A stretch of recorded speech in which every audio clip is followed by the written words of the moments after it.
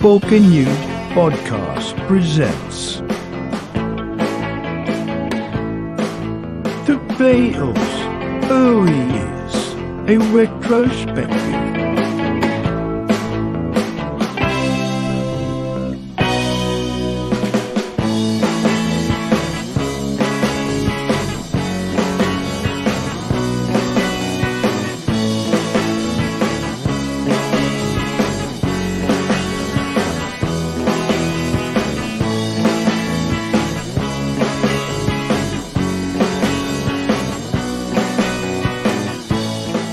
Starring Sporking News Podcast, Tom Corner's Tune, The 70s Rock Band.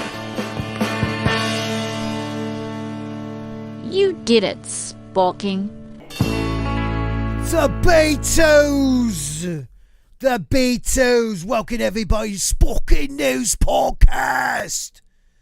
I'm Sporking News. Okay, I tried. I'm Scott. Welcome. It's Monday night, and for the next couple weeks, it's not going to be a long series, but we're doing maybe two weeks, maybe three. We're doing a Beatles retrospective, taking a look at their the beginning and their cultural and their musical influences, their musical the way they changed the world of music. Because I mean, if you really think about it, it was, the King, then the Beatles, and then nothing was ever the same. So we're going to be discussing that. I know usually here we just bitch about comics or movies and stuff, but I'm sick of that. So I wanted to talk about the Beatles. Yes, Tom might join us at some point. I hope he does. That 70s rock guy, that person, he'll be joining us most likely. I thought there might be others, but we got a beautiful person by the name of Mr. Grant Gregory. How are you, sir? Hello. So I don't have the ability to do that accent like you can. Hello. How would you say that? Sporking News. Sporking. Yeah. Sporking News Podcast. Thank you, Small Time Republic. Thank you, sir.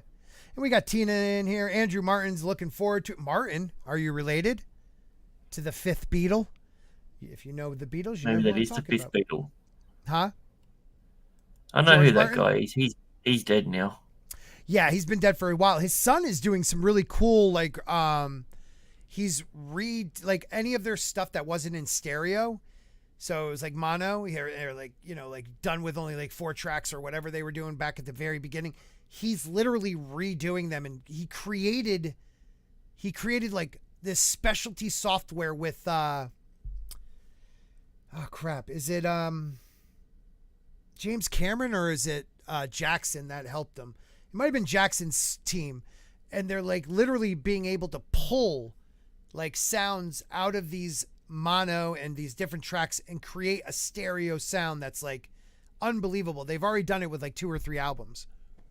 That's crazy that they can do that. You think that technology was just, it would be just muted essentially to the multiple stuff. But yeah, I mean that's. Especially with all the AI stuff that's going on now, they can find different ways of doing things. And yeah, Matt G, love seeing that, man. He's one of my OGs. Good to see you, brother.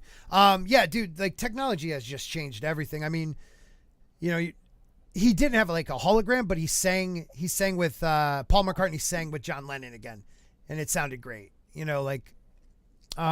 Technology has changed the world, but these guys pushed music to the next level because they wanted more out of their recordings. The beginning, they toured, they went all around the world. It was Beatlemania, but after they stopped touring, and I believe it was 67, 65, 67, 67, 65 sounds more like it, but I think they were touring still at the end of that. So somewhere in that range, and I have it all written down somewhere. They literally just said, screw it. We're not doing live tours anymore. No one hears our music. It's just screaming fans. We can't even hear each other. And they turned what people thought was the death of their band into the best albums they ever did. So it was pretty cool. Where's your G&G merch, Scott? Hold on. Give me 1 second. I do have it somewhere here. I mean, I do have a Ryan Cannell thing here. G&G up here. I shill hard. Parrot Head. You know that. I'm a shiller. If the DCU gave me like a shout out and some money, I would tell you the Flash movie looks fantastic. Actually, what did you think of the trailer? I thought it actually looked good. That's the problem with DC is they've got that ability to pull you back in with a fucking trailer of a movie that you weren't interested in watching, and it was. I'd like to say it was a shit trailer, but unfortunately, it was a good trailer. I like to know the company that did it. I would like to know the company that did it. But anyways, that's not important. That's not important at all. What's important is, and I'm going to bring up some pictures so you guys could just look at some stuff, because why not? We'll put early Beatles. Do you know for like the longest time I didn't realize they were the Beatles? Like they changed the spelling. And I'm like, before? Well, like because instead of Beatles spelled the right way, it's spelled like a beat, Ulls. And I never even realized that as a kid. Oh, okay. So you thought it was going to be like the animal? Yeah, I always just assumed that's how Beatles were spelled. No wonder I failed in English. Wait, so were they known as the Beatles with two E's at all, or they were always known as? I don't think they were always the Beatles. Yeah. What's up, Time Prophet? Good to see you. AJ is here. He's going to be on not this coming Saturday's dump, but the following, I believe. This Saturday, we're going to be helping out two beautiful human beings, Red Gaze and Nerium, because they're launching their second volume of Bonds. So this is Bonds, which is a dope comic book. And my kid freaking dropped it on me and cracked it. I was so pissed. But it's a dope comic book. A lot of perks. It's a strong female lead that actually has to work for what she to become the leader. It's really good. It's really good. So guys, please make sure she has to work for it. Ew. Yeah, she has to work for it. It's crazy, right?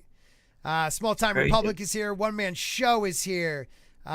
We talked about Andrew is in the house. Tina's in the house. Pope is in the what up, Pope? And the Time Prophet says that Sporking News been learning to play Ticket to Ride on the guitar. Oh, nice. Tis really. Wait a minute. What does he say? Tis really hard to play and sing. I can imagine. I wish I could play the songs. I'd be jamming them out. I'm not monetized. I guess I could. As the Peggio, I can never say that word, doesn't go in line with the singing. Really? I didn't know that. What up, Kev? Thank you for being here. So, yeah, the Beatles, guys. Let's bring up some beautiful pictures. Early Beatles. That's even early. That's with, Pete Best at the drums. Good old Pete was... that was when they were all sober. Yeah. That looks like their Germany stint. But actually, they even had a former. He was their original bass player, I'm blanking on his name. Stuart Shit. Yeah, Stuart Shit is his name. No, yeah. Oh my God, why am I blanking on his name? Give me 1 second. I'll get it. Stuart Suck. I can never say his name. Stuart Sutcliffe. Am I saying that right? I think, yeah. Anyways, this is a really good show, guys. Thanks for being here. Are you trying to say Sutcliffe? Sutcliffe, thank you. I can't say it. Yeah, okay. When you're like Scuffle, I'm like, actually, yeah, I do know who you're talking about. Yeah, I need help. Andrew says the beat, never knew that. Learning stuff already, I thought I knew everything. Yeah, dude, tell me a lot of people didn't notice that. Yeah, I just assumed that was an actual word beforehand because, ever since I was alive, it was a word. Yeah, well, no, but assumed it was the animal. I never even thought of like the Beatles. Like it's about the beat, like I never knew that. Ringo wasn't even the best drummer in the band. Ringo was that was a killer line. I said, "Do you think Ringo's the best drummer in the world?" He's like, "He's not even the best drummer in the Beatles." Yeah, no, dude, I'm sorry. You jerk, Stuart Vietnamese. Ringo was a very technical drummer. He wasn't a bad drummer. People don't give him enough credit. He did what was asked of him for that band. But he was you watch any documentary about like drumming and the people bring up Ringo Starr, he was very technical. He did what it was needed to be done. And he inspired a lot of kids to become drummers, even though he wasn't like a, John Bonham or Keith Moon, those guys were insane. Because, like back to the original bass player. Didn't he die when he was like 21 or 20 or something like that? He was very young. Yeah. Yeah. And we'll get into that. It happened in Germany, but we're going to go back to the year of 1957. John Lennon was about... It was a good year. John Lennon was about 17 years old, and he created his first band, which would become the Quarrymen. But a lot of people didn't realize that. They all think that was his first band. The first band was actually the Blackjacks. But within a few months, they changed the name to the Quarrymen. And it was the summer of 57. They were playing in like a church hall, and someone, I think it was actually a member of the Quarrymen, introduced a young Paul McCartney to John Lennon. Now, John was 17. Paul was 15 years old when they met. And he was a self-taught left-handed guitar player. And he literally auditioned for the band while they were setting up and played like a blues. I want to say it was a blues song. I forget the actual song, but it was the first time Lennon found someone who was into music as much as he was. And McCartney felt the same way. Like they were kindred spirits when it came to like American blues and American rock.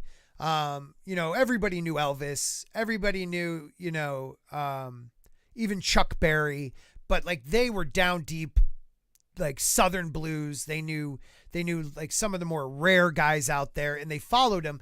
And they would, just like blow each other's mind with their knowledge. So he was invited to join, and he did by October of 57. So I've heard a story, and I don't know if this is just one of those stories that have been passed around, that when he auditioned, they didn't have a left-handed guitar, so he swapped his hand over and played the stuff the other way around with his right hand to prove that he's that musically talented. I don't know. Is that true? That's awesome if it was. That's the story. I thought he just played it upside down. Not strung the right way. I thought he played it upside down. Okay, so as I said, that's probably the truth, But as I said, stories get changed along the way. But that's what I always grew up believing. Yeah. No relation, by the way. Just a country boy from Florida. Big fan of the Beatles, and I enjoy your podcast as well. Glad to catch you live, Andrew. I really appreciate that, man. Thank you so much.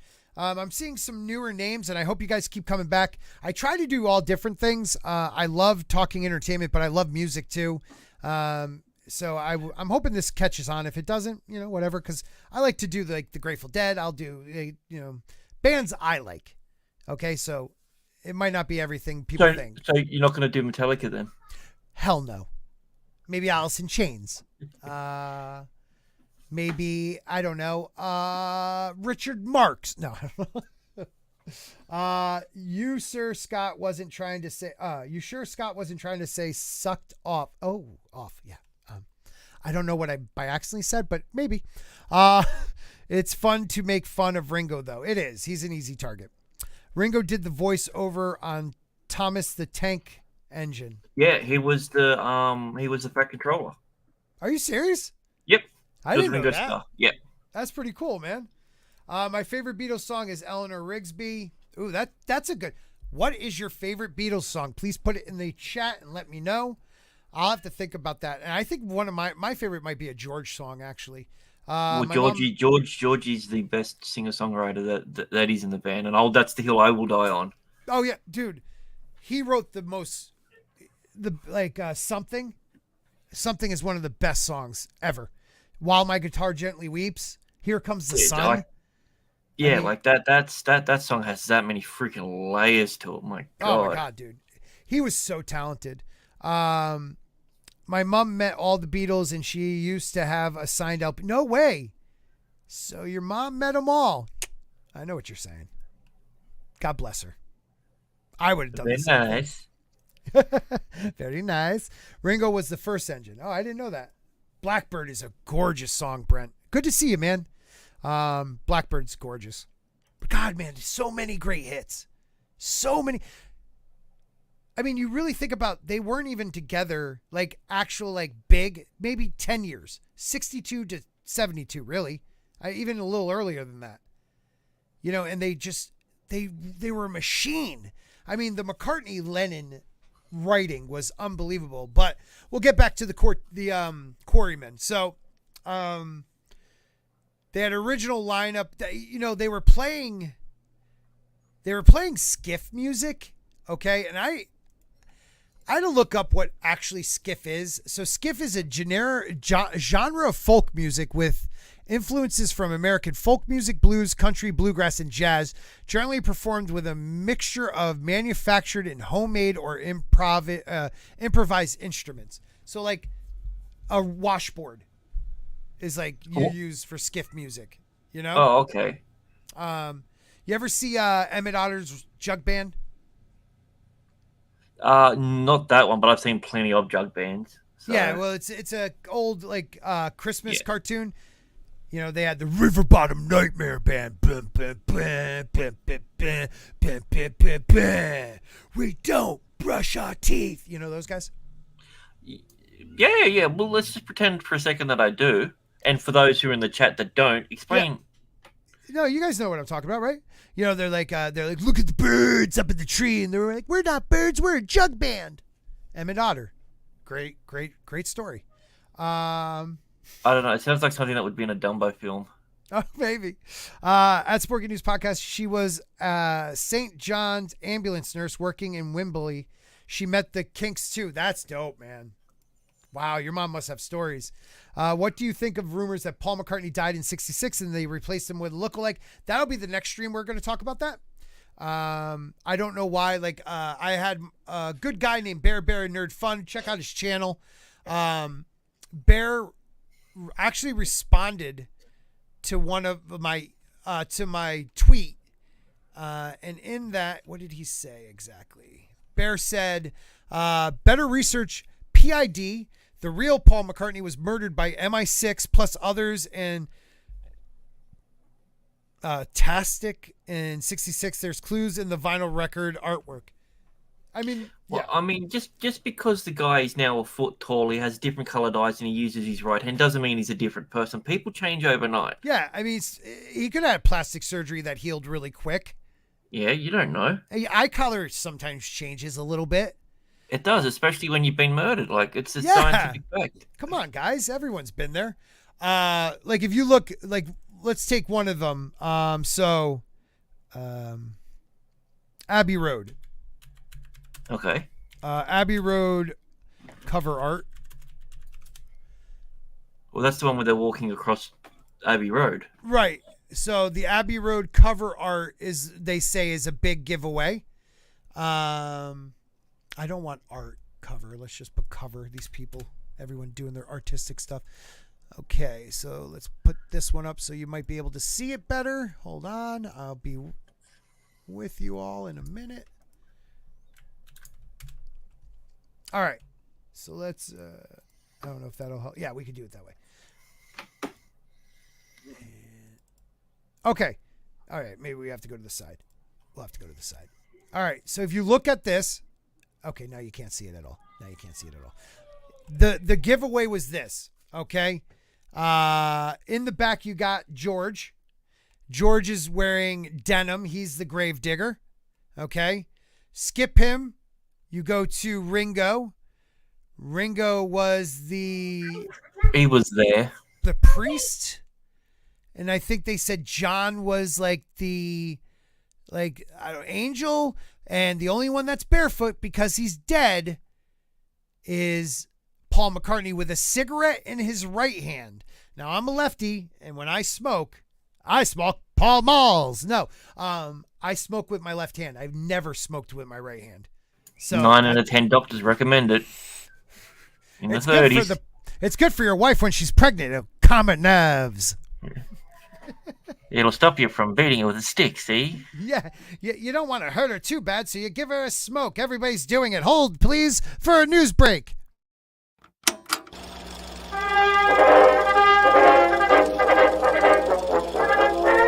all around the world. People today are talking the Beatles. We'll be talking about them being smokers. We'll be talking about them being rock stars. And we'll be talking about whores that break them up. This is Beatlemania, and this is Sporking News Podcast. Thank you. That was ad-libbed, everybody. But yeah, that was one of them. There's another cover where Paul's like in a he's sitting like squatting in a trunk, and people say if you flip it over, he's in a casket. Yeah, and not only that, if you look at it, his feet aren't even touching the ground, so he's the only one that's actually ascending. Oh.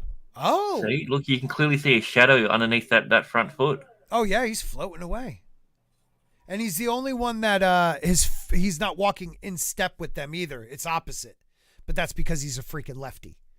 You know, but except when he smokes, apparently. Except when he smokes. It's pretty interesting, isn't it? I find it interesting. Is there another one? Another cover art or something? Yes, yeah, let me find it. Let's see. Paul is Dead cover art. Paul is Dead. Beatles cover.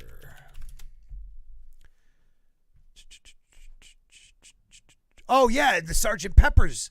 Yeah, that's a good one, too. Hold on. Oh, this is getting fun, guys. Best aluminum spork episode yet. Best ever. All right, so, bloody driving glove, because people said he died in a car accident. But I don't know what any of this means. I'll be back in a second. Yeah, please do. Like, they said that they put that's the changed Paul here, and then the real Paul, like a wax statue of him. But there was supposed to be another thing in the back. Oh yeah, the open palm over him means he's dead or something. I don't know. These people are nuts. 11-9, he dies. Lonely Hearts. 3-string guitar. I don't know if that means anything, people. Let's go back to a different one. This one looks like it has a lot of writing on it, so it might tell us. I never said I was an expert, people. I just like talking about the Beatles. And we will get back to the history. But this kind of got fun. On the cover of Sgt. Pepper's, there are 4 wax figures of the younger Beatles. Pre-Paul's death, the figure of Paul, George, and John are all the same height. But in the picture of them on the right, Paul is considerably taller than all the other bandmates. The wax figures were made to the specification of the 64 Beatles and reflect their analogous height in that era, while the picture of the right reflects the height difference between the original Paul and the fake. Huh? Yeah, Paul is Billy Shears. I mean, it's in a song. Isn't that the part where they go? No, it's Philly Cheese. I used to think when I was a kid that was that part where they would go, Billy Shears. And then I thought of Philly Cheese. What are they actually saying there? Wait, it's not Philly cheese? I think it's Philly Cheese, right? Oh, that's what I thought it was, Philly cheese. Okay, just making sure. Wait. Let's see. Then again, for ages, I honestly thought the song "Let It Be" was they were singing "Letter B," like as in the letter B. Yeah, the letter B. Yeah, it's like what is this, Sesame Street? Right, something like that. He was dead. Let's see. The closest I got to seeing the Beatles is getting to the All-Star Band. Oh wow, that's still cool. Like when Scott plays his teeth in his cup. I hate you. Darren, my brother, what's going on, man? Good to see you. Thank you for being here. He was replaced by Angela Lansbury. No, Jennifer Lawrence. I don't believe McCartney really died. I don't either. No, you got the other way around. She was the first Beatle. I see. Yeah. She was the first Beatle. Okay. E. Clay, what's up, brother? I had that album on CD. You spelled it wrong. The Beatle car in the background still exists today and is owned by a private collector. Really? I didn't know that. I love the Beatle. Barefoot Executive. When I smoked in the car, I would smoke with my left hand. Yeah, but that was in the car and it was the window. So if I was on the passenger, I would smoke in my right hand. So that makes sense too. I actually drink my coffee with my pinky out. I'm sorry, I'm classy, dude. Not my fault.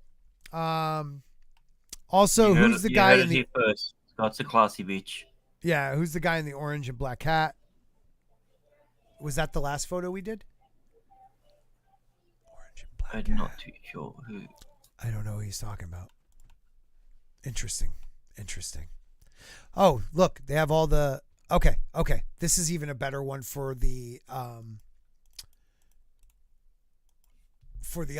other album we were looking at, album cover.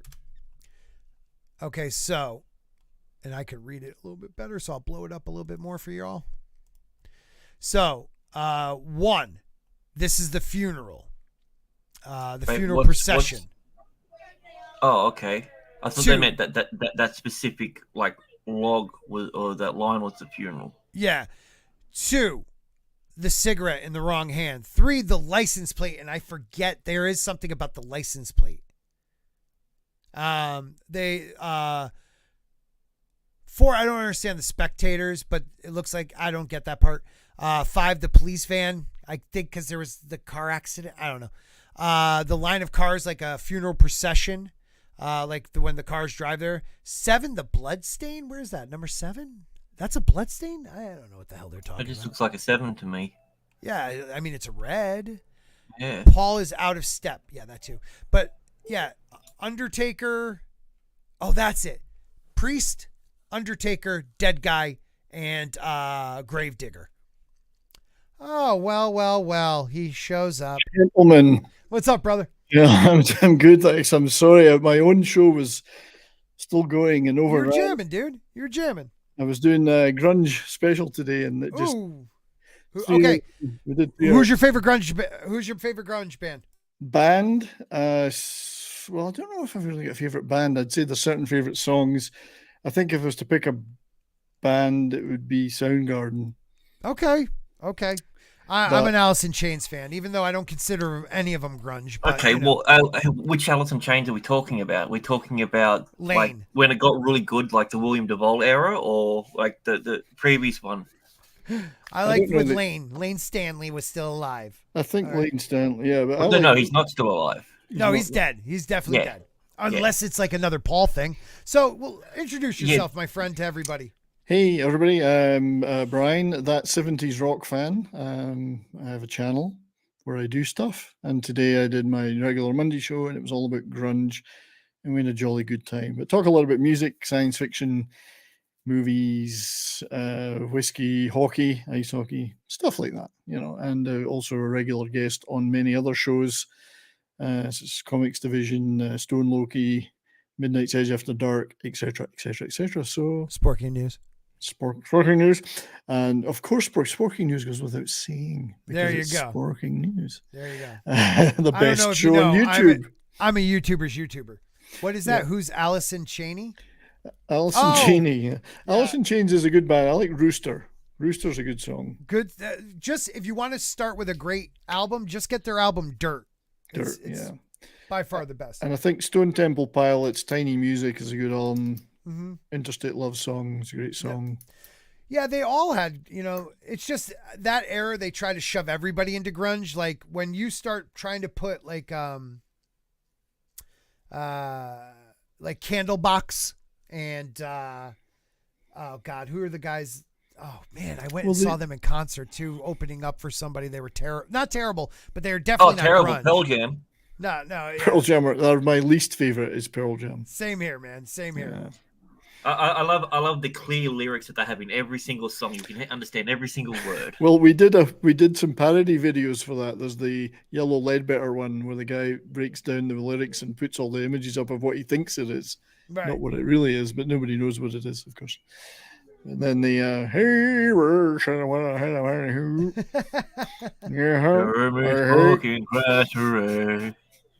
not a big fan. Although Yellow Ledbetter is not a bad song. Although isn't. It's a rip-off of Jimi Hendrix's Little Wing, but that's beside the point. Okay, better version of Little Wing, his or Stevie Ray Vaughan's? Stevie Ray is. I'd have to go Stevie Ray. Hands down. Yeah. Granted, it's different because it's all instrumental, but god damn, that's good. Like Stevie Ray's Little Wing, like I get emotional. His little ring was His little pretty ring good too. I touched it once. No big whoop. Yeah. Good times. Let's Thank not you go to all the people out there. We were trying to go with like the history of the Beatles, and we just been jumping around. And now we're talking about the Paul is dead for a couple minutes, but we tax were purposes. Yeah. We were at a point where we were talking about the early band they all joined, which were the Quarrymen, and they were doing skiffle music. Jack. Yeah, like Jack off. Johnny and the Moondogs. That was another name they had. Well, that was a different band. No, it was them. They were supporting a different singer. They were backing another singer. So, from what I've known, is that the Beatles with Lennon and McCartney as a duo, they went from the Quarrymen to. You might be right. Maybe it was. They had a band for a while when they were backing a guy called Johnny Gentle. It was Johnny and the Moondogs, they called themselves. And then they went to the Silver Beatles. Right. They went to the Silver Beatles, yes. But I thought I didn't think. Okay, so they performed as Johnny and the Moondogs. You're right. Okay. Not often, but just a handful of gigs, backing some other singer up. Did they all? What about the Les Stewart Quartet? There was that too. There was a couple one. Because the Quarrymen only made it to like 59. Like they went from 1957 to 59. And don't forget, these kids are 17, 15. John, what was George? 14 or 13? He was about 14 when he joined the Quarrymen. Yeah. Unbelievable how far he came. I mean, you think about these guys, mostly self-taught. Still to this day, Paul McCartney doesn't read sheet music. But does he read sheep music? That's the question. Who doesn't? He has a Scottish. He's Welsh. Yeah, well, he has a Scottish farm. He has a farm. There's Ram. The whole album Ram was about him reading the sheep. Yeah. Reading or breeding? Who knows, Grant? Who knows? But so we know that in 1958, around February of 58, McCartney introduced George Harrison to Lennon, and he started playing with them. The band, which consisted of Lennon, McCartney, Harrison, piano player Duff Lowe, and drummer Colin Hanton, recorded a demo consisting of Buddy Holly's "That'll Be the Day" and a Lennon and McCartney original, "In Spite of All the Danger." Of all the danger, yeah. I don't think I've heard that one. No, I've heard Paul McCartney sing it live. Yeah. Oh, you know shit. Yep.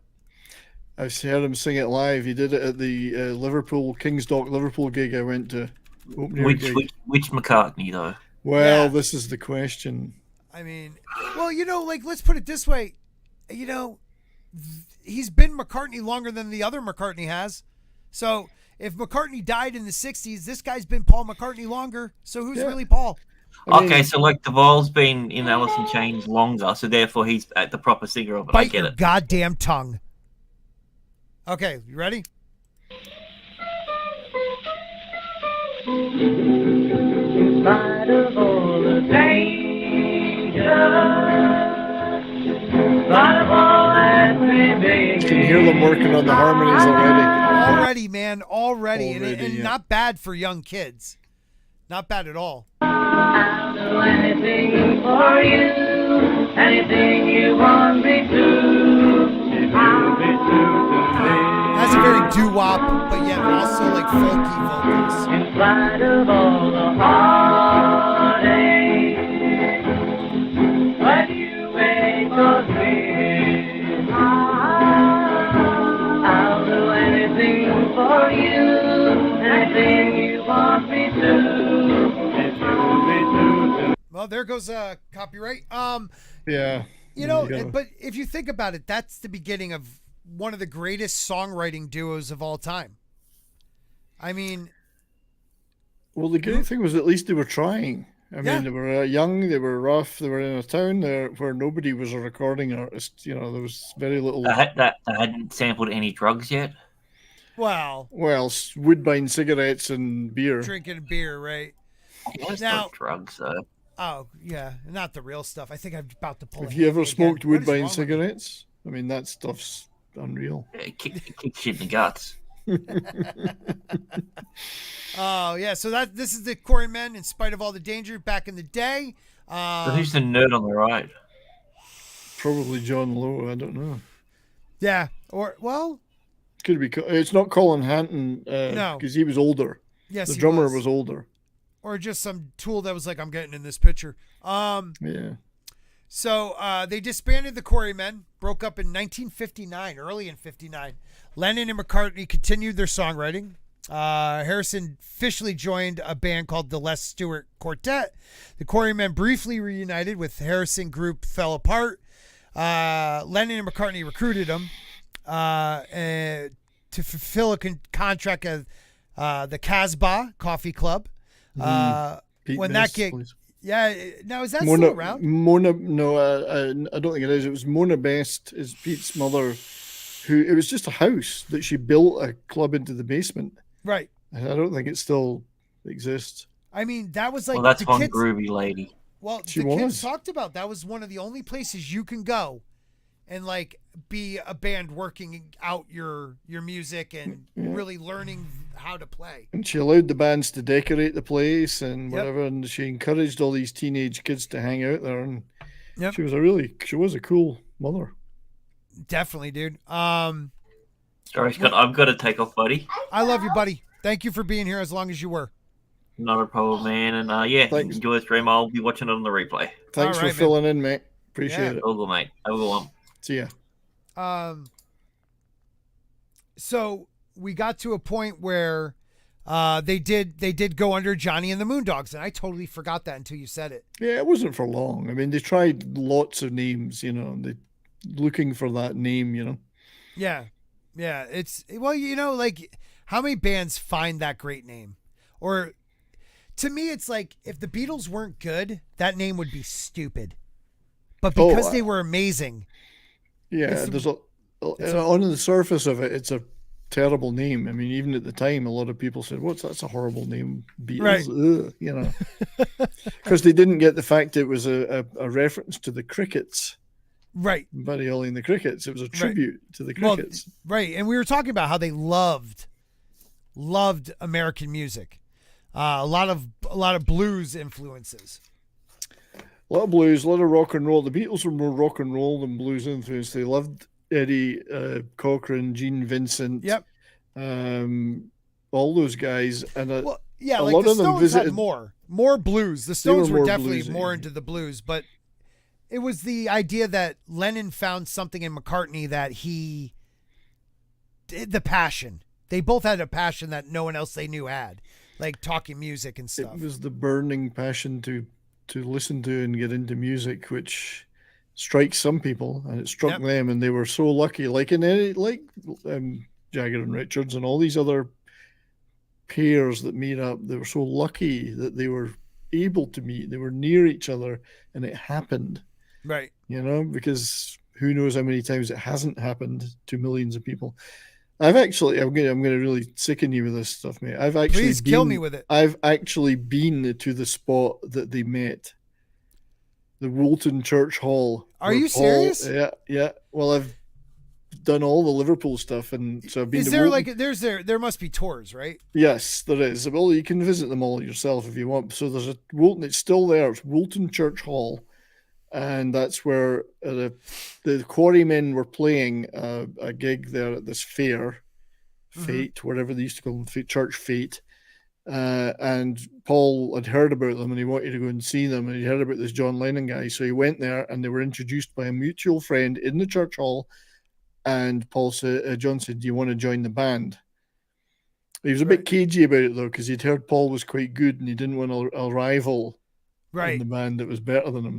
So we've my wife and I have been to that spot, stood there, and over the road is the cemetery, and that's where the grave of Eleanor Rigby is.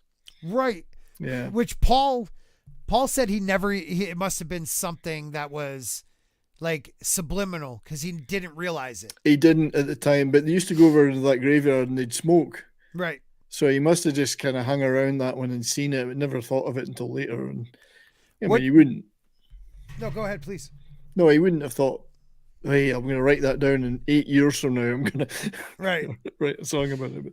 But it must have just sunk into his brain as a name. And Rigby is a common name in Liverpool. It's an Irish descended name. So Oh, okay. See that? I love having you on for that reason. You know a little bit more. I just was lucky enough to live and be in the UK, so going to Liverpool was possible. You know. Well, if I ever make it over there, will you give me a tour of Liverpool? I would if I still lived there. No, I'm just saying. Where are you now? Canada. Canada? Oh, I'm in the prairies of Canada, but I would happy to give you a tour. It would be lovely. One day, you never know. Yeah, one day.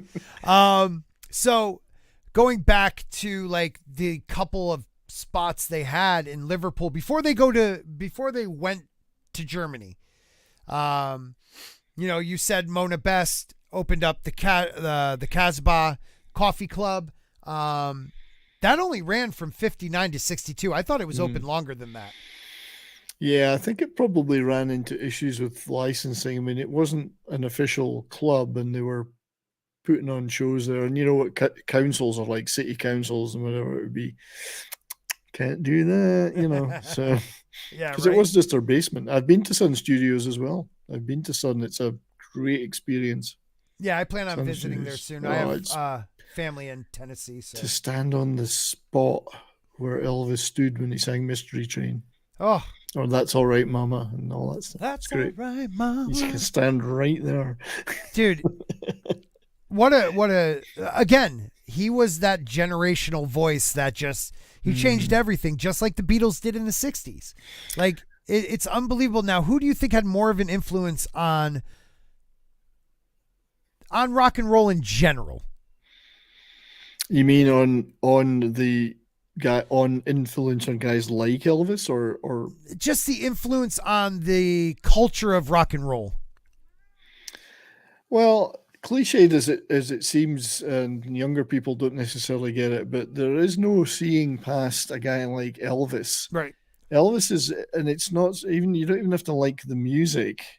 I say the same thing to the people who say, "Oh, I don't like the Beatles. I think they're overrated." I said, you might think that about the music, but their cultural impact, right, and their significance in music history cannot be understated. As John Lennon himself said, before Elvis, there was nothing. Right. And I know what he means. He doesn't mean there was no music. He was the first major league teen rock and roll star who spoke to those teens. Right. He was somebody you didn't bring home to mom and dad. Yeah. He had the haircut. He had the attitude. He had the guitar.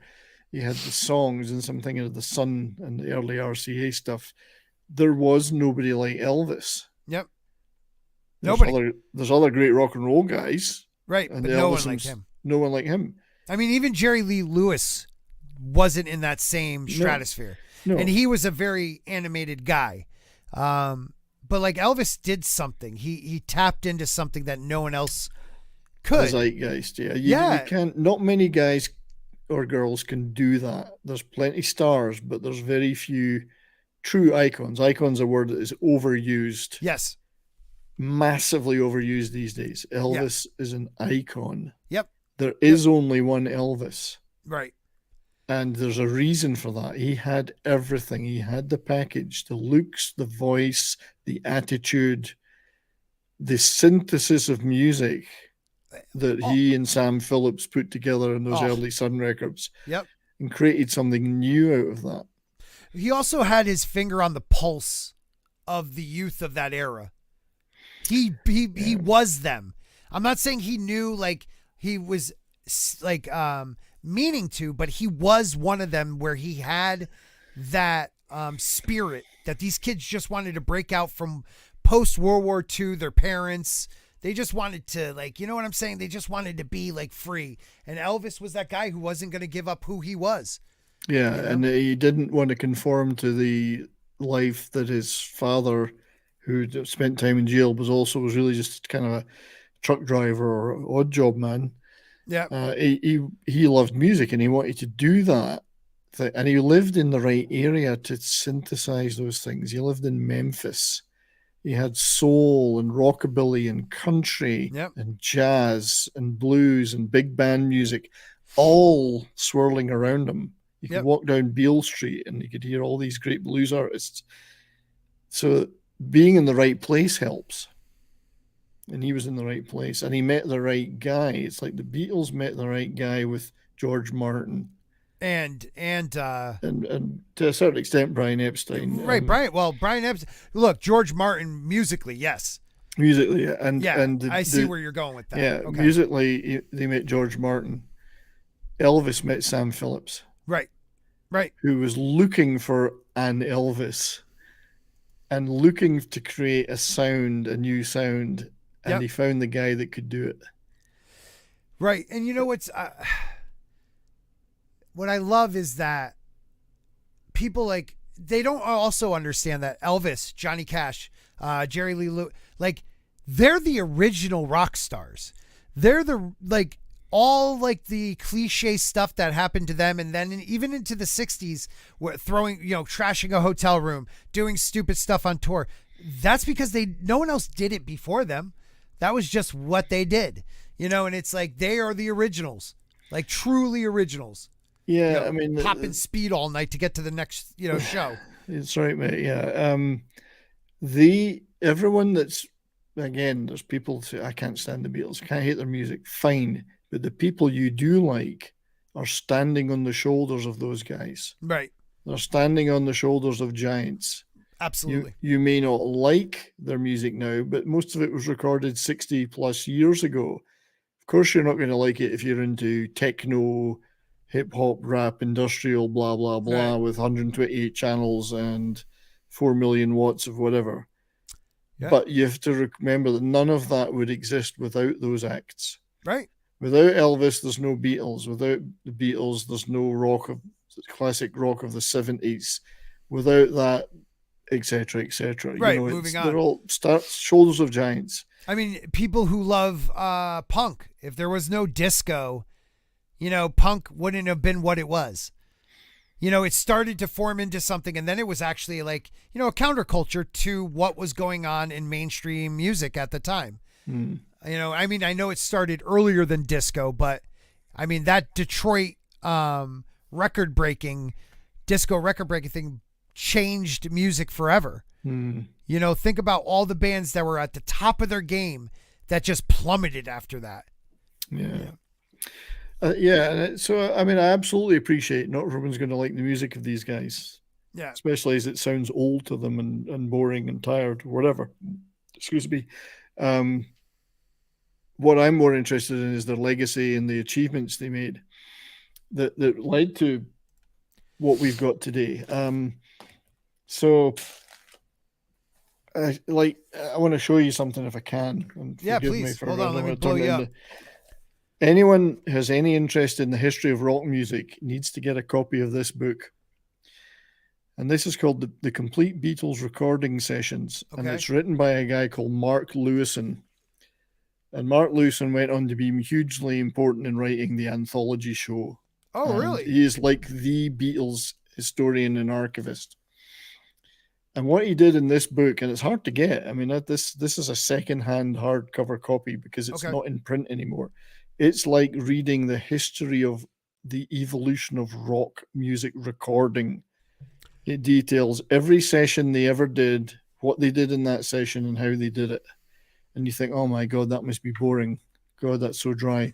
You go through it, and it's fascinating to hear how they developed their sound and how they developed things that are taken for granted in the studio today. They did for the first time. The double tracking, the phasing, and the double tracking vocals. Yep. You name it. They all came up with it in EMI because the Beatles wanted to do certain things and they couldn't do it. And so it's like reading an engrossing novel unfolding. Yeah. And it goes from the beginning where it's 2 tracks and they do it in 12 hours, an album in 12 hours, to the end where they've invented multi-track recording. They're using Moogs. They invented. Yes, like they're engineers. Yeah, they forced the pace of that stuff at EMI because they wanted more tracks. But they invented all the concepts that led to what we have today in multi-track recording. All the things they did and it's just everything about what they did was an adventure, an exploration, and that book tells you all about it, and it's fascinating. I would love to read that, man. If you're into music, it's fascinating. If you know other people are reading, oh my god, it's just about a bunch of guys playing the guitar in the studio and how many takes they did. Well, it isn't quite like that, Right. but it's wrapped around it is the progression of their careers and their lives through the 60s as well. So Wow. you read that book, you learn everything you need to know about modern recording. There's the Beatles actually had a hand in CT scans. Did you know that? So Well, one of the yeah. engineers, like because of the popularity and what he did with the Beatles, EMI allowed him to pursue an independent research project he had, and it was the beginning of the CT scan. Yeah, because it was all analog electronics then. And so a lot of oscilloscopes and other electronic devices Yeah. were used in producing the music and improving it. And as you say, they're like, yeah, you've got an idea there, off you go. Yeah. Yeah. figure I it mean, out. you have like Joff Emmerich. He was he was brilliant. He was brilliant.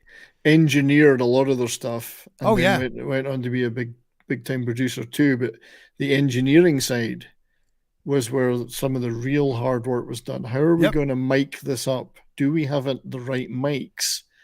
Or can we get a better one made? Can we make one ourselves? Right. Is this amp big enough? No, let's go get Jim Marshall and make a bigger one. Yeah. Right. Yeah. Let's go get Marshall to make it. Yeah. Yeah. He exactly. literally would come into EMI and make them a bigger amp with insane, soldering man. Because when irons they and- started, it was 4-track, right? They started on 2-track. They started on 2-track in 62. The EMI had a 4-track machine in the basement, and they weren't letting any bands use it because they said they were still testing it. So after the first Beatles album, they went downstairs and said, "Let's liberate this and take it up to Studio 2 and That's use amazing. it." EMI went nuts, but because they started making so much money, the Beatles could do whatever they wanted then. That is insane, So man. they liberated it from storage. First ever 4-track recording device in Britain. Oh my God. But even then, they were like, well, this isn't enough. So they did the bouncing down thing. Record the tracks, bounce it down onto one track of another tape machine, then use the empty tracks to make more.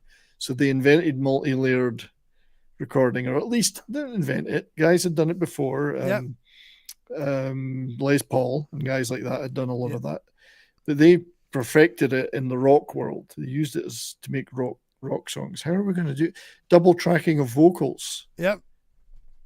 John and Paul spent ages double tracking vocals to get that little, just because it's a little tiny bit different, it makes the vocal fuller. Right. And they got sick of doing it. And John said, why can't we invent them? We used to call it flanging. Like, flange that, will you, Jeff? They got so sick of doing it that EMI invented a machine to do it for them. Isn't that insane? So now everybody flanges things. You know, it's a term that they use. Oh, we flange it. Yeah. The Beatles came up with that, you know. It was just, and the funny thing is, these guys weren't. They never went to school for any of this stuff musically, or they just had ideas and they thought outside the box, and also their engineers did too. I mean, it was a brilliant group of people working at a time when change was they just saw no limits. Well, the typical day at EMI, and I know we're kind of harking on the recording process here. The typical day at EMI, when the Beatles first went there to record their first album, yep, and they did it in 12 hours. It was 2 tracks. They had EMI. The engineers wore white coats, like they were in a lab, you know. Yep.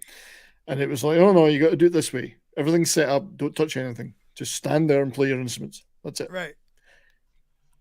12 hours later, we've got an album. They had they saved Twist and Shout for the end and did 2 takes of it because they knew it would burn John's voice out if they did it at the start, and so they left it at the end. But they basically had their entire live set captured live. Right. So that was the way recording was done. And other bands would come in, like the Hollies and whatever, and they'd say, no, you got to do it this way. The Beatles said, we've got all these ideas, and we think we could do better. We could do more. And luckily, George Martin agreed with them. If they'd got any other producer, they would have said, shut the fuck up. Who are you? Right. You're some nerd from Liverpool. Fuck off. Right. Excuse my language. if Oh you no, can't say it. This we fucking swear. Yeah, Richard. well, you got to be careful. But yeah, so they said, no, we want to do something. George Martin was the right guy, Right. because he'd made very many experimental records in the 50s Right. and 60s with comedians like Spike Milligan Right. and Peter Sellers. He did all the Goon Show stuff. Right. And All so all those sounds and Yeah. stuff like that. Yeah. so yeah. he was like, I want to do this too. And the beauty he had as well is he was a classically trained guy. Yes, he was. Classically trained musician, piano player. He plays piano in a lot of early Beatles stuff, George Martin. That I did not know. Yeah. If you hear a great rock and roll piano in the background, it's George Martin playing it. I mean, do you truly? I buy into he was the fifth Beatle. Without him, it wouldn't have been what we got. We would never have gotten that music. From a musical perspective, if they'd never encountered him, it would never have happened. None of what has happened. Popular music today would not be what it is now. Who knows what would be?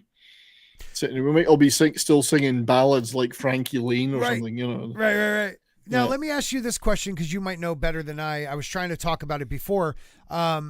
George Martin's son has been he's been redoing Beatles albums that were done in mono and making them stereo quality. He created a software to pull out different instruments and isolate them. And he's been redoing, I think he did the White Album or maybe Revolver. They've done a lot of the recent remixed stuff. And I think that really, a lot of that started with the Love Project for the Cirque du Soleil in Vegas. Right. They started saying, let's take these mono tracks and turn them into something that sounds like it's recorded today. Yeah, George played all that piano. In rock my and roll life, I music. didn't know he played the piano in that. Yeah, and Wow. that was actually made to sound like a harpsichord, but it was a piano recorded half speed, and then they sped the tape up to normal, and it makes it sound like a harpsichord. Oh, I have heard that one before. Yeah. But it's incredible they've even thought of trying to do that. Well, this is it. Like, how can we make it sound different? And how Yeah. can we not have to go somewhere and find a harpsichord? We can Yeah, sit at the right. piano. We don't have the money for it, or we Where can't the fuck- find one. Let's just yeah. do it this way. Yeah. Unbelievable. But yeah, the point you were making before the Billy Preston too. Yeah, Billy Preston was awesome, but that was later albums, much later. the only man to receive a credit on the label alongside the Beatles. Right. The Beatles with Billy Preston Yep. on the tracks that he's on. He's the Yeah, only because one to Eric Clapton didn't get any. get no credit, not even no credit. mentioned in the So he was the only one to ever get that credit because they loved him because they met him in Hamburg. He was playing with the Little Richards band, and Yeah. they he was a talented man, dude. yeah, they loved Billy Preston. They was great friends with him. Yeah. Well, so we were just about to talk about that. Their first manager was Alan Williams, who owned the I can never say the place right, the Jacaranda. The Jacaranda. The Jacaranda. He was the one that got the Hamburg gigs. And I think without Hamburg, they would never have been the Beatles either. Oh. That's where they cut their bone. Like seminal experience. Come on. Like to talk about without that experience of sex and rock and late nights, it wouldn't have been the same. Yeah, there's a lot of stuff we don't yet know about that era because they're circumspect, but there was a lot of sex and drugs and rock and roll. They were teenagers away from home for the first time in the Reaper ban in Hamburg, which was the red light district. Right. Lots of It things just may lots have of things been happen. happening. Yeah. I mean, think about it. Paul was probably what, 17? John was 19. Paul had just turned 18. Just turned George 18. was still 17, which was an issue. That was, yes. Later. Yes. But the Reaper band thing, so Williams getting them, that was a big deal. But another Liverpool band called Derry and the Seniors had been there first. And the Beatles were not well regarded by some of these other bands. They were still really just there was really still just John, Paul, and George, and they didn't really have a permanent bass player or drummer as such. Pete Best wanted to be the drummer, and be, Stu Sutcliffe was dragged in later because he had enough money to buy a bass, even though he had no interest in music. Right. You're buying that when bass. did he die?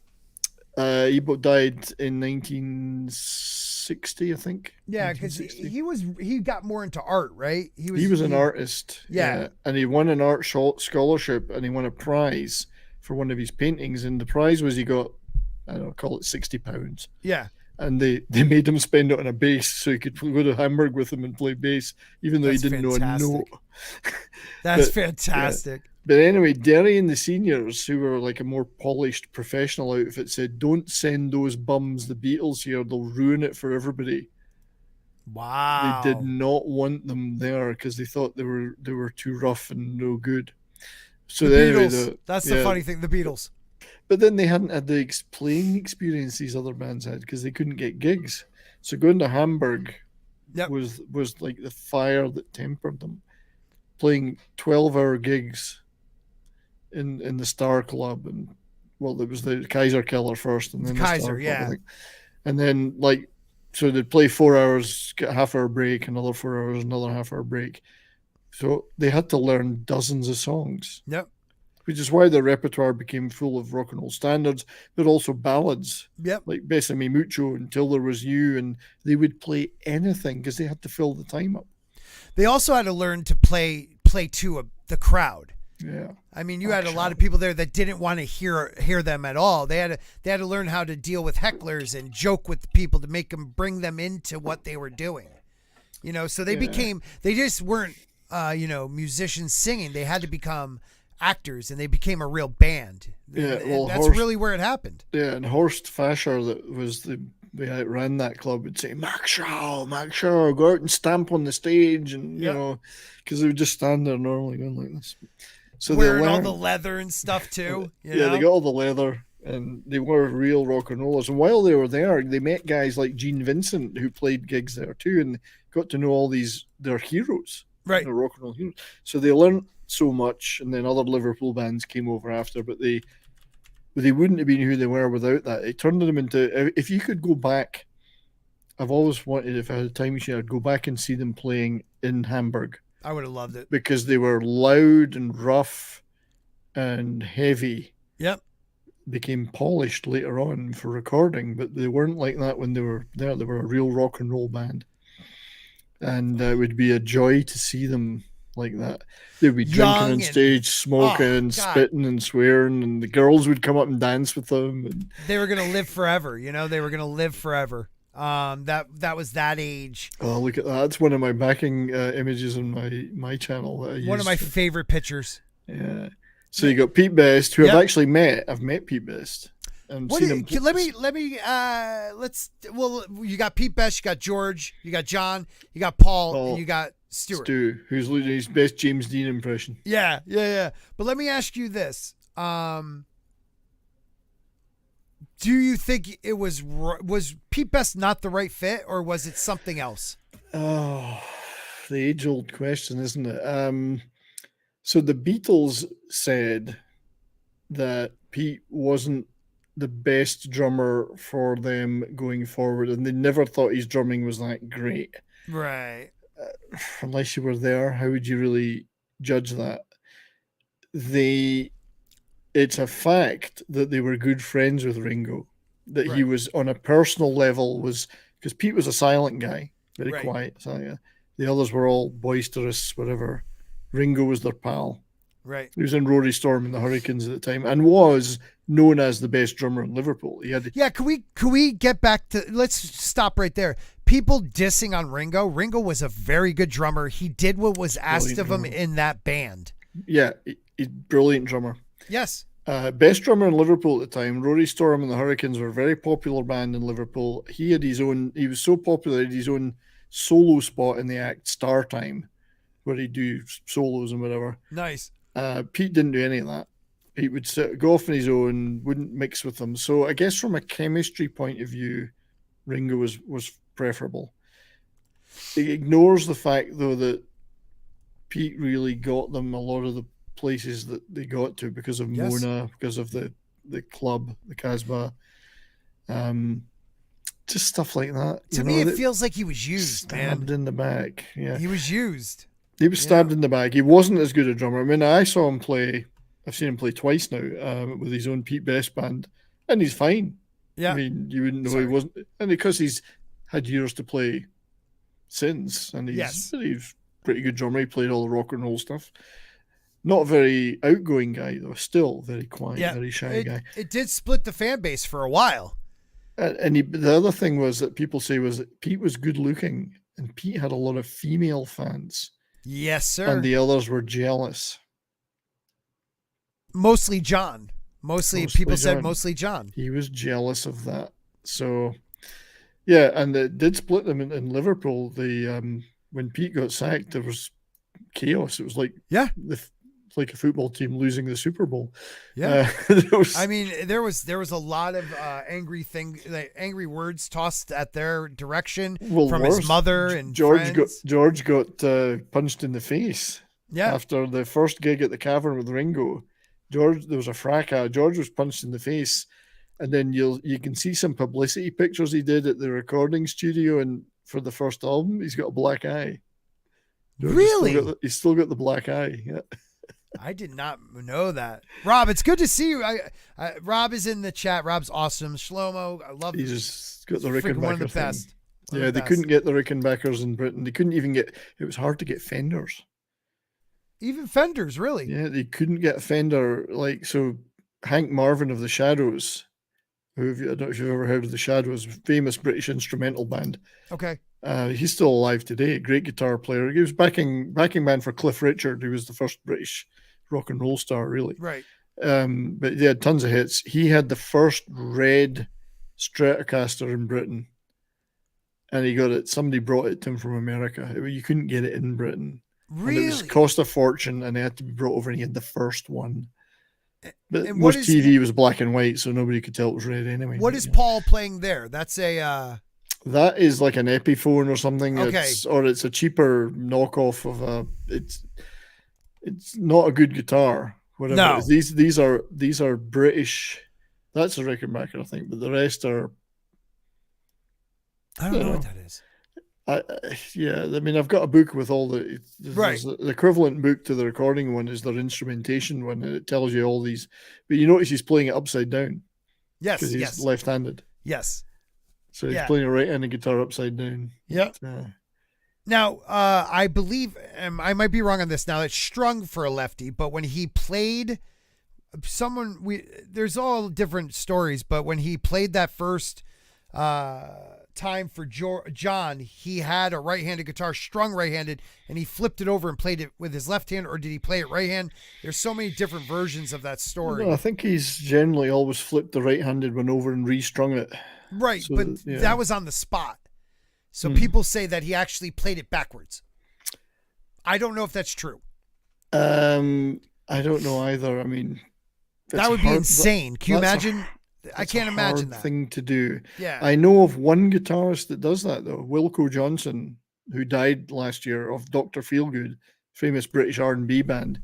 He was left-handed, but he played a right-handed guitar, so it was like backwards for him. He learned to play it the other way, for him the wrong way around.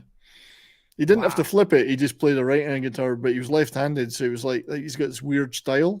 Yeah, because it just wasn't right. But everybody else played a right-handed guitar, so he thought that's the way you had to do it. Oh my God, I didn't know that. All right, so 1 second, I apologize because Toxic Man Flu is over there on Rumble. We are live on Rumble right now, and he gave me a $5. I don't know what they call him on Rumble, but I'll call it a tip. Toxic Man Flu for $5 says there are a few times when 70s is not a wanker. This is not one of those times. Well, why break the habit of a lifetime, Toxic? Right.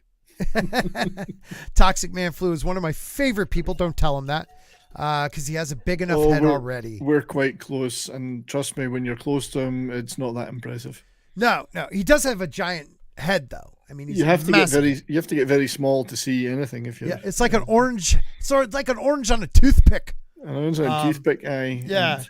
If you guys if you want to tip over on Stream Elements, I'm going to put the link in the chat because I am not monetized and I always forget to send this out to people. So there you go. That is that. So they're in Hamburg. It wasn't until they left Hamburg, came back, that Pete Best was booted though, right? They did a couple of stints in Hamburg. couple shows least with two. Ringo. Right. Couple of tours or not tours, two different sets of club gigs in Hamburg. I think they came back in about 60 after Stu Sutcliffe died. Right. Then they ditched Pete. And like 6 months later. So then they were, yeah, well, I think it wasn't until 62 they ditched him, because he did do the original Decca sessions that they did when they auditioned for Decca. And that was in early 62, I think. Oh, okay. So it wasn't until after that they ditched him. Like George Martin, they said, "Oh, George Martin told us he wasn't a very good drummer. We didn't want him. He didn't want him in the studio." Which is such bullshit. This is bullshit. So they got Ringo, then went back and did some more gigs in Hamburg. Then they recorded the first album. So Ringo was in Hamburg all the time with them, but he was playing with Rory Storm and the Hurricanes, in a different club. Who's the guy next to John? It's George. That is George? That's George, yeah. Oh, he looks so different in that picture. He does. His hair's quite... yeah. I thought he was somebody else completely. I've always... They all look like they've got malnutrition. Yeah, right? A lot of drugs. But there's... you've seen the film Backbeat, I'm assuming. Yes. Yeah, that's Stu Sutcliffe story, really. But yeah, he's looking really cool. He looks cool as hell there. Can't play a note, but he looks cool. He looks cool, yeah. So they come back to England. A lot of controversy with the Pete Best stuff. But the first stint in Hamburg they did ended quite badly. They did more than one stint. But the first one, and I can't remember the dates. I'd have to look it up. So they were playing at was it the Star Club or the Kaiser Keller? Whichever was the cheaper, crappier one. I thought the Kaiser was the cheaper, crappier they were playing one, at but I could be wrong. They played at the crappy one for a while, but they were getting a reputation. They were bringing the crowds in, and they got offers to play at the Star Club, the big club, owned by a different guy. And that was a much bigger club, a much nicer gig, better accommodation, because they were living in basically they were sleeping in the projection room of a cinema, or behind the screen in a cinema. Yeah. And a porn cinema at that, right? And it was shitty. And so they got a better offer, and they said to the guy that ran the Kaiser, we're off to this other place. So he reported them to the police because he was pissed off because George was underage. He shouldn't have been in the Reaper band in the first place, and he certainly shouldn't have been in clubs and drinking and whatever. So he got arrested. Really? And deported. Deported from Germany. Now, in the meantime, the rest of the guys went to pack their gear up to take it to the other club. Right. And whether it was a joke or whether it was basically Paul and Pete, or a combination of two of them, pinned a condom to the wall and set light to it because there was no lighting and they needed to pack their shit up. So the club owner accused them of trying to burn the place down and had them arrested. So they were arrested.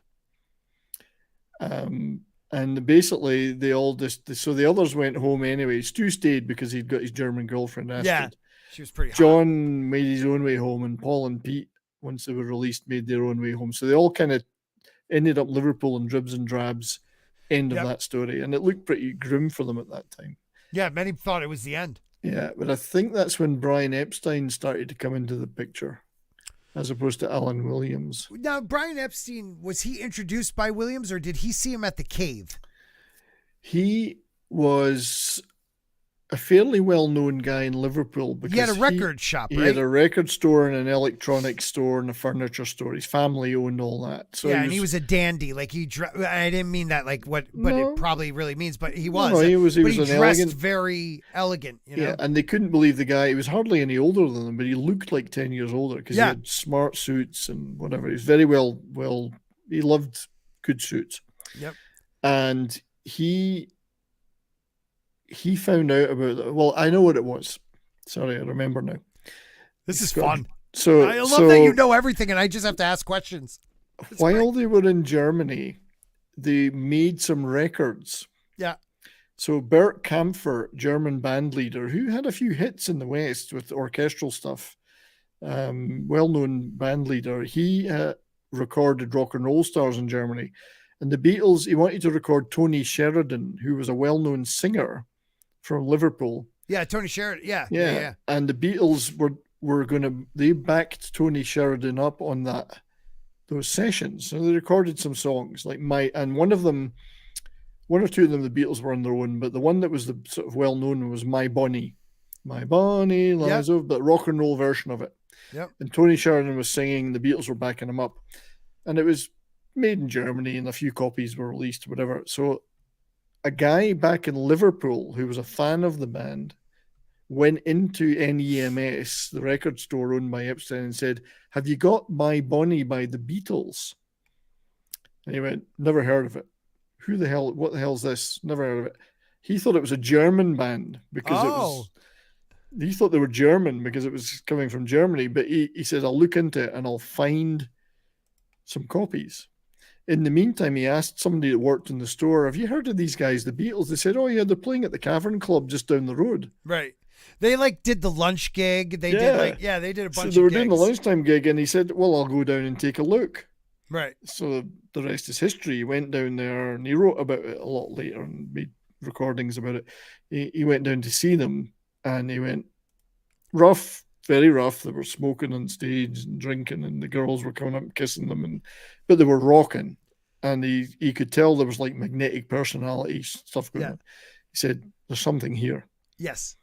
So he went away and he spoke to people about becoming a manager of a band because he'd never done anything like that. He asked friends in London who did stuff like that and kind of learnt a bit about it. And he kept an eye on them. In the meantime, he got the My Bonnie record and sold a few copies.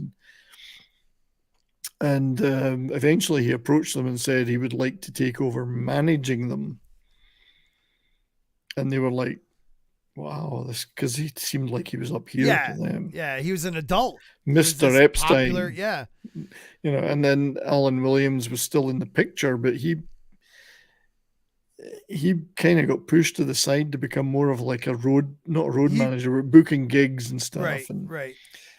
Basically, they had no deal with Alan Williams. There was no written deal. Right, so they didn't even have to do that for him. No. So they eventually said, "Yeah, we'll go with you." And Brian Epstein was much more professional. He had a full contract. You'll get so much money per week, so much for gigs. I expect you to dress like this, though, and I expect you to do this. And we're going to be much more professional. Because he did his research first, although he'd never done it before. And he then started booking them. He booked them in Hamburg again, but in the Better Club. Right. And made sure they had the correct visas and blah, blah, blah. So things improved for them there. He did smooth them out though, because he said no more leathers on stage. Yeah, that was a big thing. Yeah, no more smoking on stage. And he got them gigs elsewhere and started to get them on tours, backing other people around the country. And even if it wasn't them, they'd be backing another singer or whatever. So that was the start of that. I think Alan Williams was kind of bitter about it, but I think he said later in interviews he never would have been able to take them to the level Epstein did. He didn't have the connections. Right. So, I mean, he looks so much older, but he was only about 5 years older than them. If that. But from a different strata entirely. He was like the Liverpool upper class. Right, if there is some. Well, there is, yeah. There is. Kind of, yeah. Well, John's a middle class guy. I mean, have you ever been to John Lennon's house? Well, it means he's modest to North Americans, but it's in a lovely area of Liverpool. His Aunt Mimi raised him, and it's a beautiful suburban house. He wasn't wanting for anything. He was actually quite well off. And that was another connection between him and Paul, right? Didn't both their moms die? Yeah, they're both orphans. Both their mothers died. Well, orphans, sorry. Both their mothers died. John might as well have been an orphan because his father was an idiot. Yeah. Disappeared off, whatever.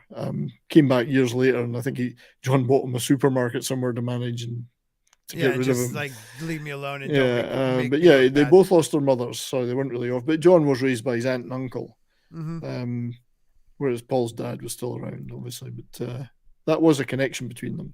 Yeah. Because they were both pretty young. So they meet Epstein. They start playing different places. They let's get to their first UK hit, which was Love Me Do. Love Me Do. And that was what, 1962, correct? 62 still, yeah. So they went down in, I think, October 62, maybe. Again, I'd have to look up the book. There's encyclopedia guys out there who have brain like an encyclopedia. I don't. Dude, you do. This is fantastic. So Let Me Do. They went down, so they'd done the Decca sessions. Didn't work out. You can hear those tracks on Anthology now, though. There's a couple. I love the version of Besame Mucho that they do. Okay. But they then went down to do sessions for George Martin, which in itself is a story of how he got involved, because Brian touted them round every record company in Britain, and there's not that many. And all of them went, no, don't like it. Generally, the guy at Decca was the worst, and he went on to sign the Stones later. He said, groups with guitars are on the way out. Nobody wants them anymore. Are you kidding me? Blow your brains out. Yeah, you could have signed the Beatles. Could have signed the Beatles. But maybe it was for the best, because they wouldn't have had George Martin then. So shopped them round, everybody shopped them round. Nobody was having it. He went to the HMV record store in Oxford Street in London, which is still there. Well, at least it was last time I was there. You can go in it. And they had a service in there where you could get acetate records made if you had a tape. So he had a tape of the Beatles doing whatever. Yeah. One of the Decca sessions. And he got he said, could you make an acetate record of this for me so I could give it to record companies? The guy that was doing the tape cutting of the record listened to it and said, this isn't bad. And he knew George Martin. Oh. So he called George up and said, have you heard of these guys? And he went, nope. Now, George was working for Parlophone, which was a tiny offshoot of EMI. Right. EMI had already rejected the Beatles like 4 times, but he didn't know that. So he said, well, let's get them in. And they came in to do a session, like a demo, where they did an early version of Love Me Do and stuff like that. And he said, this is pretty rough, and it's a bit, but there's something here. Yep. But get rid of the drummer. That's when he said, get rid of the drummer. George Martin told them to. And he said to Brian, okay, I'm interested in signing these guys. Even though EMI, the parent company, had rejected them, I'll sign you to Parlophone, and we'll make 2 singles and an album or whatever. Okay. So this was what in time? 62. This is where in 62? This is like sort of October. Because I know, like June. I know in June 62 they did a original cut of the song with Pete Best. That would be the June session then. That okay, was the so demo. that is the that was the demo that they did, and then he said, "We'll sign you." Okay, and that's when they used the excuse to get rid of him and bring Ringo on. Yeah, he said, I'll sign you, but you've got to get rid of the drummer. You can do what you like with him live, was what he said. But in the studio... But he was going to bring in a session drummer. I'm going to bring a session guy in the studio because his drumming's terrible. Okay. And they said, great. And then as it turns out, they got rid of Pete Best anyway. Possibly partly because of that, but I think partly they just wanted to get rid of him anyway for personal reasons. Right. Give them an excuse. So then they went back for the actual sessions to record the first single, not the album. I don't think. I think that may be in a separate session. I'd have to look it up in the book there. So they did Love Me Do, and there's 2 versions of Love Me Do. Right. One is with Ringo. The band get there, and Ringo's with them, and the session drummer is there. Oh, I didn't know that. Yeah, the session drummer is there. That George Martin said, and George said, "Well, look, I've been burnt before because your drummer was crap. I don't know this guy. We're going to use my guy." So they recorded a version of Love Me Do with that man. God, what's his name? So technically there's 3 versions. Well, because Anthology 1 has the Pete Best version. 3 versions, yeah. Well, there's actually 4 if you count the stereo versions as well as the mono version. But anyway, they did, because there's a version with a slightly different harmonica thing going on in it. But, yeah. George plays, or John plays harmonica. Yeah, they did a couple of different takes of it because of that. So they did the other drummer, And then they said, well, we'll let Ringo have a go. Let Ringo have a go. Just let, Ringo, he's just Ringo. And like people make fun of him, but dude, Ringo Starr is a great drummer. Well, there's a lot that he can do or has done that people don't appreciate. Again, they look at it and go, how simplistic is that? It wasn't simplistic. No. He had a lot less to work with, but he made a lot more out of it. And if you listen to the drumming on Strawberry Fields Forever, for instance, it's phenomenal. Yeah. But to go back, so they did these versions of Love Me Do. Right. The one that got released on the single in the UK, which I think was released in late November 62 and maybe November 19th. Yep. Not exactly sure. That's the other drummer. So if you've got the original vinyl Love Me Do, of which very few people have, Brian Epstein bought about 20,000 of them and kept them in his store in Liverpool because he wanted to get them.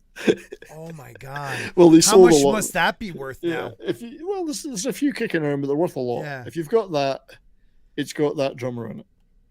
Oh God, that's great. When they went back to do the album, just very shortly after, to finish the album, that version has got, the version on the album is with Ringo. Right. So George relented and said, no, he's okay. We'll put him on all the records. So this is the album with the B-side is P.S. I Love You. Yeah, that's the first single. And it was a minor hit in Britain. It did get to the top 20. Yeah, like 17, I think it peaked 17, yeah. But 2 years later in the U.S., it hit number 1. Yeah, because then everything got re-released there. Right. And it was, all the early Beatles singles were released in the UK, but on US, but on different labels. George Martin kept trying to get deals with like VJ and other small labels because EMI, the bizarre thing was EMI owned Parlophone and they also owned Capitol Records. They could not, for the life of them, get Capitol to release these records. Why was that? I never understood that. Did they use like a company like Tolly or something like that? Yeah, they used all these little labels to release these Beatles singles, and if you've got those, they're worth something. No one wants British groups. Nobody cares. Right. You look back now, it's like, oh, okay. Yeah. No one's going to like a British group. Yeah, why? British group. Well, come on. EMI couldn't even force them, and they owned them. Oh my God, that's crazy. So lots of those little early Beatles singles that were released in the UK, the Love Me Do, Please Please Me, From Me to You, might be another one, I can't remember. First 4 or 5 singles, all released in America on little tiny labels. My Bonnie. My Bonnie would then resurfaced later. Okay, so the US one was Do You Want to Know a Secret, Love Me Do, and I can never say it, C'est la Dish. C'est la Dish. I don't know that one. Sorry. Yeah, me either, dude. So do you want to see? I know I'm diverting here. Do You Want to Know a Secret is a very interesting song. Okay. George Martin wanted them to record this song. Do You Want to Know a Secret? Right. I think I'm getting this right. Am I getting the right song? Hang on. Let me check my sources.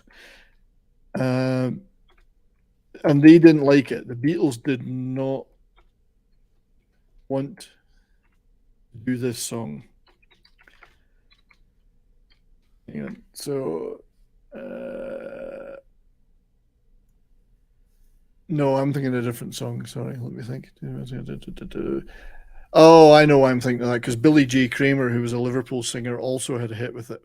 Oh, really? I'm thinking of a different song. I'm thinking of How Do You Do It? How do you do what you do to me, which was a hit for Jerry and the Pacemakers. Yep. George Martin tried to get the Beatles to record that, and I think it's on Anthology, the version of it, and they hated it. And you can hear it when they're singing it. It's John's, how do you do what you do? He just didn't want to do it. Yeah. So, Do You Want to Know a Secret was on the first album, first album, and Billy J. Kramer had a huge hit with it. That was not a single in the UK for the Beatles. Mm-hmm. Just Billy J. Kramer, who was another Liverpool guy. Really? Yeah, he was a friend. Because in America, everything was very different. Different singles, different albums chopped up. Right.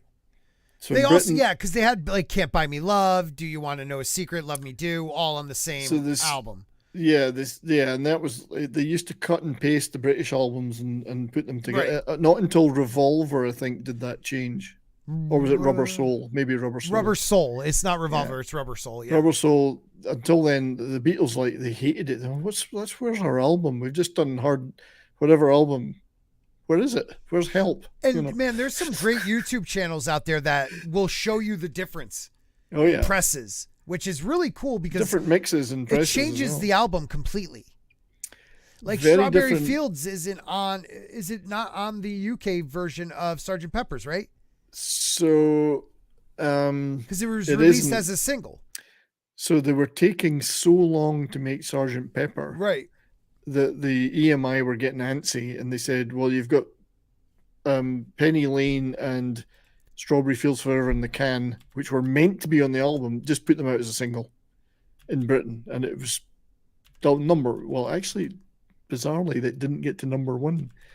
To this day, it was the first Beatles single since From Me to You not to get to number one. And it was kept off number one by Engelbert Humperdinck. Humperdinck. Who doesn't love that man, right? So, but anyway, you're right. It wasn't on Sgt. Pepper in the UK, but the sequence of singles in Britain before they became famous in America was Love Me Do. Yep.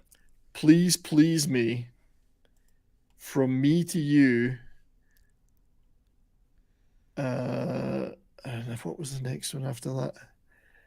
Oh, Jesus. I'd have to I look forgot it up. Penny Lane was on that release too. Yeah. The double A.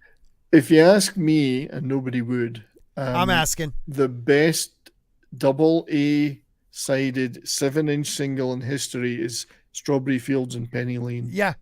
I mean, what else is there? What Seriously. a slice of magnificence. Catching lightning in a bottle with two beautiful songs.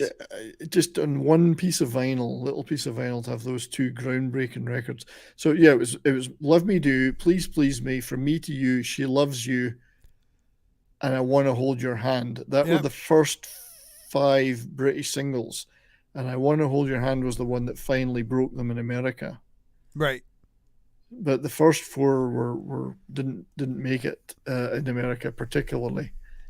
They did eventually as re-releases, of course, but yeah, that first album. So the first album was just called Please Please Me in Britain, recorded in 12 hours, 2 tracks, in I think it was late December. It was almost Christmas. It was miserable weather. They had to go down from Liverpool to London, and they did it in a day and then went home. It's none of this 6 months, whatever. And it's got the singles on it. Love Me Do, Please Please Me. I think From Me to You might be on it. I can't remember exactly. So many albums, but it's the one where the cover is of them looking down. You can see the in the top corner of your background. That's the later spoof of the cover they did for but this. The original one was them with their short hair. And, same position though, looking down. Yeah. Please Please Me, and the single Please Please Me got to number 2 in the UK, or depending which chart you use, it got to number 1. So that was it. They were big in Britain from then on.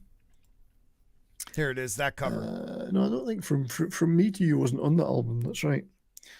That's the cover, yeah. That was the first album in Britain. So people in North America would see that and go, well, actually not in Canada, because that was released in Canada too. Well, because you guys are Brits. Yeah, but North America and the US, they'd look at that and they go, what album is that? Yeah. But that was the first Beatles album. Which is crazy. And if you want to read the Mark Lewison book, it tells you all about the recording of it, and it's fun. It's a lot of fun. Andy White, that was the session drummer. Andy White, yeah. I got to read that, man. I'll have to see if I can find it somewhere. It's the best. To me, it's the best book about music ever written. Really, that good? Honestly, it's like reading a mystery novel. You can't put it down. What are they going to do tomorrow?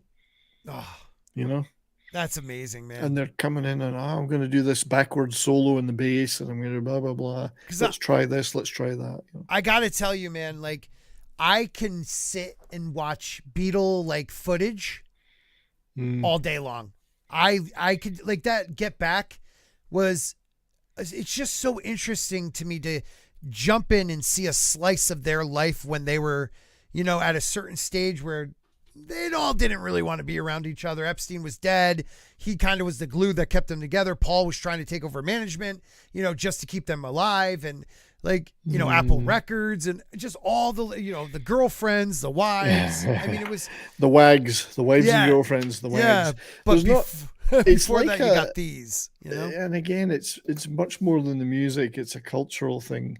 Yeah. Like, it's difficult to understate the cultural impact of the Beatles on society and the impact of their music on the future of rock music. Right. And what became rock music, partly Right. because of them, not solely, but Well, partly. I mean, look at the Beach Boys.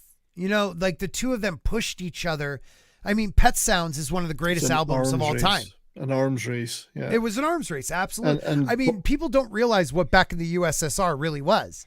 That was a slap at it was a them. spoof Beach Boys. Yeah, it was a spoof Beach, and it was freaking but- brilliant, man. Yeah, but it was, and the Beach Boys loved it. But when Paul heard Pet Sounds, because Brian Wilson played him an early mix of it, he went, "Oh, we're fucked." Right. What are we Right. gonna do? And that's when they went off and did Sergeant Pepper. But like, he's like, how can we match this? Right. We just can't. And so, this might be a good place to stop. They're about to explode. So next week, I don't know, is 7:30 a good time to start? I know It's you a do. little, my show tends to run because I'm in mountain time, so I tend to run to between 5:30 and 6 is the closing time. Okay. So and I 8 gotta o'clock. eat, and I have to eat. Then, yeah. You want to do 8 o'clock next week? Yeah, for sure. Is Okay. Monday the best night for you? I could work with the wife on that. We could always change it for the next couple weeks. I don't mind. What's a better night? We'll talk backstage. We'll talk backstage, yeah. But it's because of my own show. It is a little tricky. Yeah, no, I get it. And I want to give you. Well, my full this time. show became something when you came on, so I'll work around you, Got my man. Sergeant Pepper hat on, by the way. Oh, bro, like this was so much fun. I'm going to tell everyone jump to when 70s gets here because before that it was just me and Grant the just fumbling. Aussie. No, Fumbling. I'd love to do this, and I'd love to do it justice, mate. So we'll Yeah, talk man, we'll talk. backstage. We'll talk. I think Before we do close, though, Yes, please. I'm going to show you a couple of my treasures. Oh, here we go. I'm blowing you up. So once upon a time, I knew a guy who used to work as a recording engineer, and he was connected to EMI and Apple. He recorded with people like What? Jeff Beck and so on. He gave me this on a birthday. This is an original Apple Records catalog from January 75. These Now, are so like gold what does it have in dust. it? Some of their solo stuff? It's a list of everything that's on Apple Records.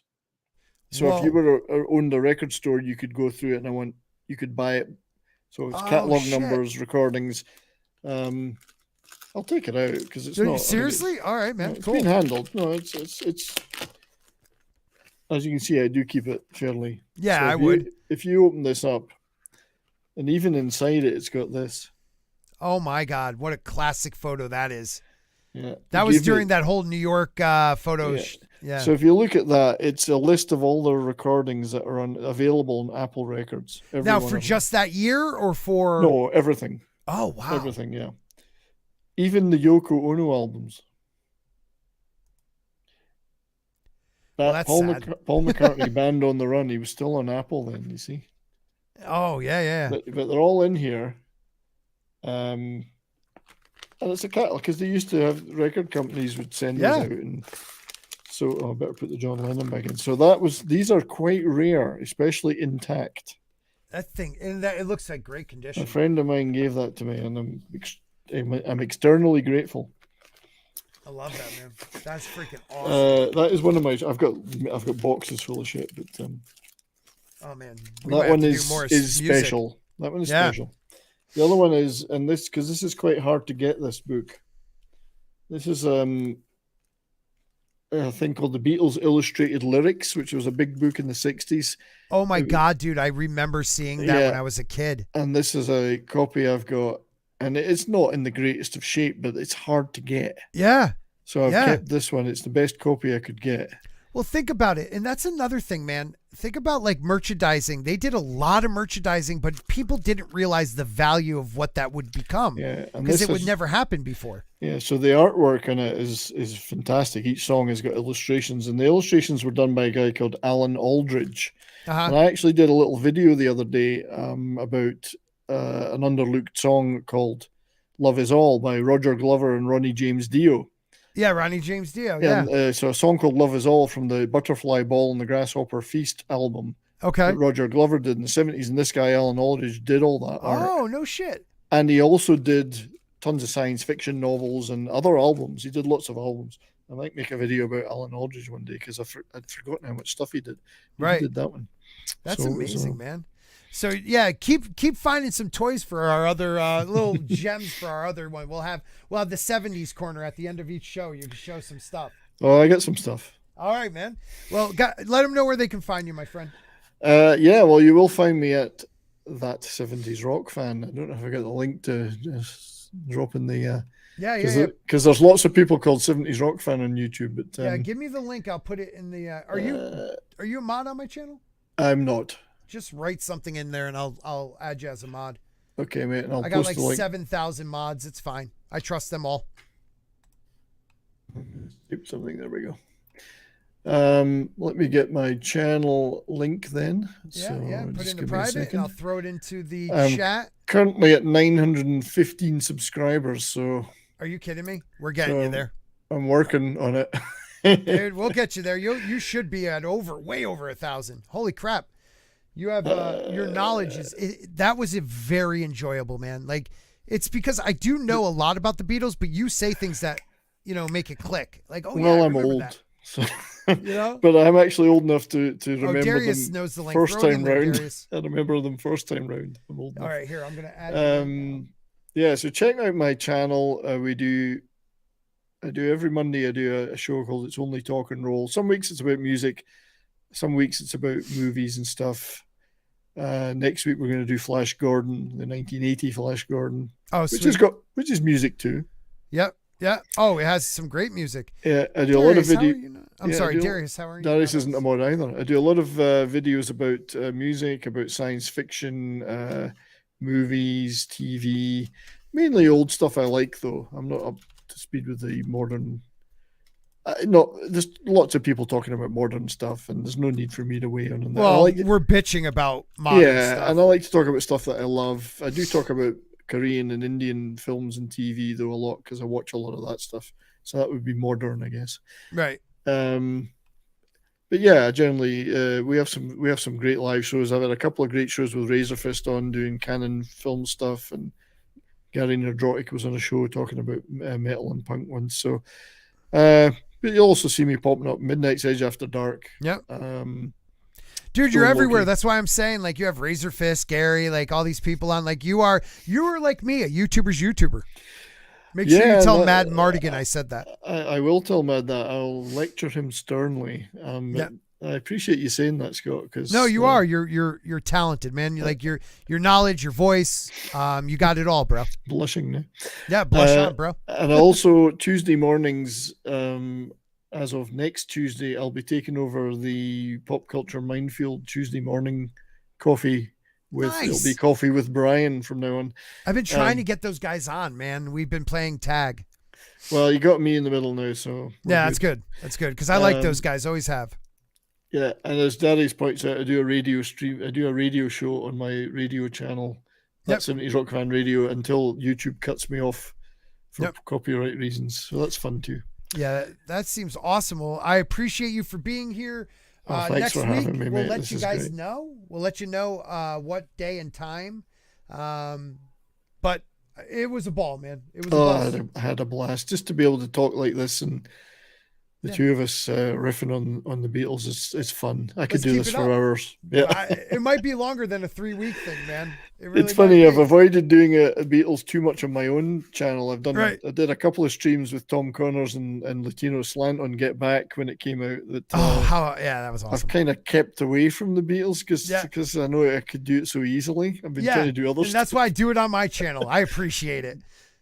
Suits Guys, me. That's it. It's perfect. Thank you, everybody in the chat. Thanks, everyone. Cam, happy birthday. Love you all. I'm going to do the intro as the outro so 70s can see it because AI makes things sound weird as a accent. Everybody, take care. Peace. Good night, everybody. Sporking News Podcast presents The Beatles, Who He Is, a retrospective.